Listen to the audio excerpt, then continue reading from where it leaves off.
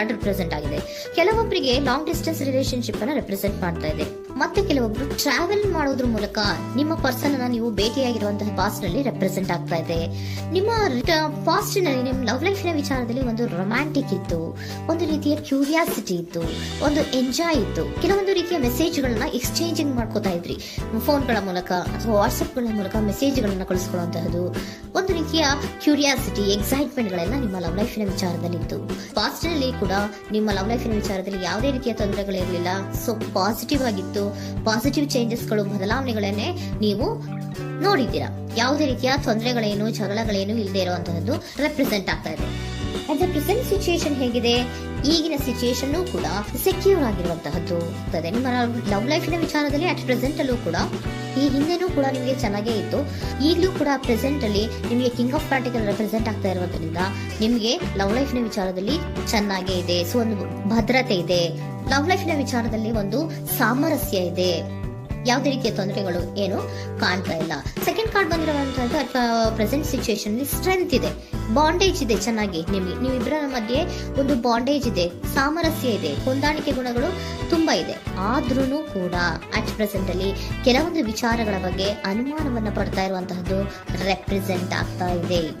At present ಅಲ್ಲಿ ನೀವು ಕೆಲವೊಂದು ವಿಚಾರಗಳ ಬಗ್ಗೆ ನಿಮ್ಮ ಮೇಲೆ ನೀವು ಕೆಲವೊಂದು ಡೌಟ್ ಅನ್ನ ಪಡ್ತಾ ಇರುವಂತಹದ್ದು ರೆಪ್ರೆಸೆಂಟ್ ಆಗ್ತಾ ಇದೆ. ನಿಮ್ಮ ಲವ್ ಲೈಫ್ ನಲ್ಲಿ ಕೆಲವೊಂದು ರೀತಿಯ ಭದ್ರತೆಗಳಿದೆ. ಸೊ ಯಾವುದೇ ರೀತಿಯ ತೊಂದರೆಗಳೇನೂ ಇಲ್ಲ, ಒಂದು ರೀತಿಯ ಗುಡ್ ಬಾಂಡೇಜ್ ಇದೆ. ಆದ್ರೂ ಕೂಡ ನಿಮ್ಮಲ್ಲಿ ಯಾಕೋ ಆತ್ಮವಿಶ್ವಾಸ ಇಲ್ಲ, ಆತ್ಮವಿಶ್ವಾಸದ ಕೊರತೆಗಳು ರೆಪ್ರೆಸೆಂಟ್ ಆಗ್ತಾ ಇದೆ. ಯಾವುದೋ ಕೆಲವೊಂದು ಅನುಮಾನಗಳು ನಿಮ್ಮಲ್ಲಿ ನಿಮ್ಮ ಲವ್ ಲೈಫಿನ ವಿಚಾರವಾಗಿ ಇರುವಂತಹದ್ದು ರೆಪ್ರೆಸೆಂಟ್ ಆಗ್ತಾ ಇದೆ. ಏನಾದ್ರೂ ತೊಂದರೆ ಆಗ್ತಾ ಇದೆಯಾ, ನನ್ನ ಲವ್ ಲೈಫಿನ ವಿಚಾರವಾಗಿ ಏನಾದ್ರೂ ತೊಂದರೆ ಆಗ್ತಾ ಇದೆಯಾ ಅಂತ ನಿಮ್ಮಲ್ಲಿ ನೀವು ಅನುಮಾನವನ್ನ ಪಡ್ತಾ ಇರುವಂತಹದ್ದು ರೆಪ್ರೆಸೆಂಟ್ ಆಗ್ತಾ ಇದೆ. ಫ್ಯೂಚರಿನ ಬಗ್ಗೆ ಹೇಳೋದಾದ್ರೆ ಕ್ವೀನ್ ಆಫ್ ಪ್ಯಾಂಟಿಕಲ್ಸ್ ಬಂದಿದೆ. ಕ್ವೀನ್ ಆಫ್ ಪ್ಯಾಂಟಿಕಲ್ಸ್ ಬಂದಿರುವಂತಹದ್ದೇನು, ಒಂದು ರೀತಿಯ ಪೋಷಣೆಯನ್ನ ಮಾಡುವಂತಹದ್ದು ರೆಪ್ರೆಸೆಂಟ್ ಆಗ್ತಾ ಇದೆ. ಯಾಕಂದ್ರೆ ನಿಮ್ಮ ಲವ್ ಲೈಫ್ ನ ವಿಚಾರವಾಗಿ ಅಟ್ ಪ್ರೆಸೆಂಟ್ ಅಲ್ಲಿ ಕೆಲವೊಂದು ವಿಚಾರಗಳಲ್ಲಿ ಸ್ಟೇಬಲ್ ರಿಲೇಶನ್ಶಿಪ್ ಅಲ್ಲಿ ಇದ್ರು, ಒಂದು ಗುಡ್ ಬಾಂಡೇಜ್ ಇದ್ರೂ ಕೂಡ ನೀವ್ ಯಾಕೋ ಕೆಲವೊಂದು ವಿಚಾರಗಳ ಬಗ್ಗೆ ಅನುಮಾನವನ್ನ ಪಡ್ತಾ ಇರುವಂತಹದ್ದು, ಅದನ್ನ ರಕ್ಷಣೆ ಮಾಡೋದ್ರೊಳಗೆ ಹೆಚ್ಚು ಗಮನವನ್ನ ಕೊಡ್ತಾ ಇರುವಂತಹದ್ದು ರೆಪ್ರೆಸೆಂಟ್ ಆಗ್ತಾ ಇದೆ. ಇಮಿಡಿಯೇಟ್ ಫ್ಯೂಚರಿನ ಬಗ್ಗೆ ಹೇಳೋದಾದ್ರೆ ನೀವೊಂದು ರೀತಿಯ ಪೋಷಣೆಗಳನ್ನ ಮಾಡುವಂತಹದ್ದು, ನಿಮ್ಮ ಲವ್ ಲೈಫಿನ ವಿಚಾರವಾಗಿ ಕೆಲವೊಂದು ರೀತಿಯ ಹೆಚ್ಚು ಗಮನವನ್ನ ಕೊಡುವಂತಹದ್ದು, ಯಾವುದೋ ನಿಮ್ಮ ವಿಚಾರಗಳಲ್ಲಿ ಹಿಡಿತದಲ್ಲಿ ಏನ್ ಇಟ್ಕೊಂಡಿದ್ರೋ, ನಿಮ್ಮ ಪೊಸೆಸಿವ್ನೆಸ್ ಅನ್ನ ಏನ್ ಇಟ್ಕೊಂಡಿದ್ರೋ, ಯಾವುದೋ ಕೆಲವು ವಿಚಾರಗಳಲ್ಲಿ ನೀವು ಬಹಳಷ್ಟು ಓಪನ್ ಅಪ್ ಆಗಿ ಮಾತಾಡದೆ, ಯಾವ ವಿಚಾರಗಳನ್ನು ಕೂಡ ಹೇಳ್ಕೊಳ್ಳದೆ, ನಿಮ್ಮಲ್ಲೇ ನೀವು ಕೆಲವೊಂದು ಬೇಜಾರುಗಳನ್ನ ಏನ್ ಇಟ್ಕೊಂಡಿದ್ರೋ ಆ ವಿಚಾರಗಳನ್ನ ನೀವು ಮಾತಾಡುವಂತಹ ಸಾಧ್ಯತೆಗಳು ಇಮಿಡಿಯೇಟ್ ಫ್ಯೂಚರ್ ನಲ್ಲಿ ಕಾಣಿಸ್ತಾ ಇದೆ. ಯಾವುದೋ ಕೆಲವೊಂದು ವಿಚಾರ, ಯಾಕೆ ಯಾವುದೋ ಕೆಲವು ವಿಚಾರಗಳಲ್ಲಿ ನಿಮಗೆ ಅನುಮಾನಗಳು ರೆಪ್ರೆಸೆಂಟ್ ಆಗ್ತದೆ. ಲವ್ ಲೈಫಿನ ವಿಚಾರ, ಪ್ರೀತಿಯಲ್ಲಿ ಯಾವಾಗ ಅನುಮಾನಗಳು ಸೃಷ್ಟಿಯಾಗುತ್ತೋ ನಾವು ಅವಾಗವಾಗ್ಲೇ ಅದನ್ನ ಬಗೆಹರಿಸ್ಕೊಬೇಕು.